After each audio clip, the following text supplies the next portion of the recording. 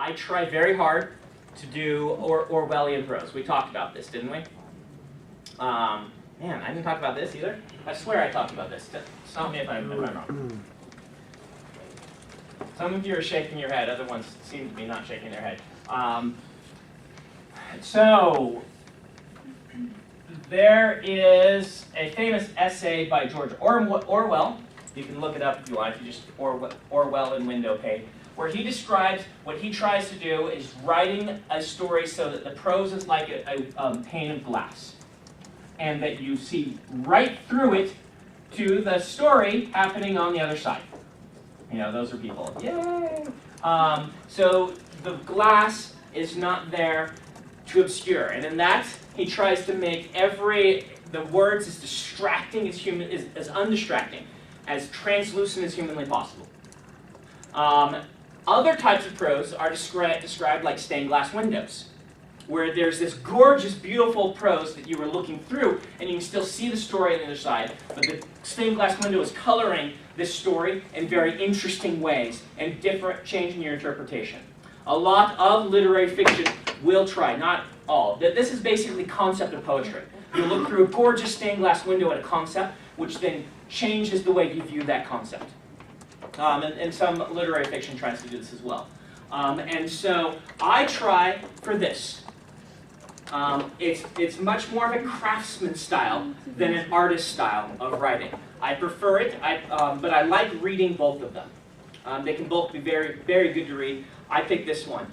There are those who advocate a sort of uber prose. Dave talks about this, which is a melding of the two that is invisible when you read it and gorgeous when you pay attention to it. Tolkien is usually the one mentioned as being able to do this to an extent. I don't know if I can give you advice on how to do this, because you basically have to master both of them, and they both take a lifetime to master, and then combine them somehow. There are people who are very good at this. I stick to trying this, though I will sometimes do a little more flowery start to a chapter, where my description, I allow a little bit of stained glass into my description to set that particular chapter, and then I go window pane. And you'll see this used very often in genre fiction. You see it used poorly also, where this is where we get into what we call purple prose, where it's over-described. It's someone who's not good at description. Because remember, good poetry is not about flowery language, it's about precise language used correctly. And you can use some of these more conceptual, flowery is the wrong term, but you know, beauty, awe-inspiring language. Some of you are actually quite good at this, right at the beginning. And then I will transition into window pane. Robert Jordan did this too. Like if you're trying to go for like a mood of wonder, like with your magic systems, with your world, etc., do you probably want to go with more beautiful prose? You could certainly add a little bit. I mean, you could say that there's like a whole continuum between here. And certainly you could go that direction if you wanted to. The worry is that both of them are hard to do, and so mixing them is even harder. But if you're naturally good at it, or if you do this consciously and say, here's what I'm going to try and do, I'm going to go towards more flowery, and I will see this sometimes. They will do things like they will have a flowery narrator. And again, flowery is the wrong term. They will have a little bit of stained glass narrator, and then they will try for window pane in all the action, dialogue, and storytelling. And so they have this narrator who kind of comes in occasionally. You guys played like the game Bastion? Game Bastion kind of tries this a little bit and does it somewhat successfully. It has a narrator on top of the game who's speaking in this very colorful sort of dialect-filled language. It's not really this, because what that's doing is it's giving it a really strong voice. But I could see you giving a strong voice to a narrator who speaks in this sort of way and then tells a story this sort of way.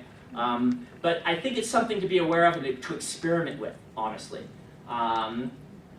If you're naturally good at descriptions that are beautiful, good metaphors, and your sense of poetic styling, you know, you can use words with the right sounds to them in the right places, and have the right rhythm to them, then you may want to move somewhere along toward this side. It can work. All right. Let's talk about business. once again, as I'm erasing this stuff, experiment with this. Learn it for yourself, practice it, pay attention to it in writers you read, and see which ones are writing prose where the prose draws attention to itself versus those who try to write in a way that the prose does not draw attention to itself, and see which styles you like better and which ones work for which stories. There is no right on that continuum. There is just how good you are at what you're trying to do.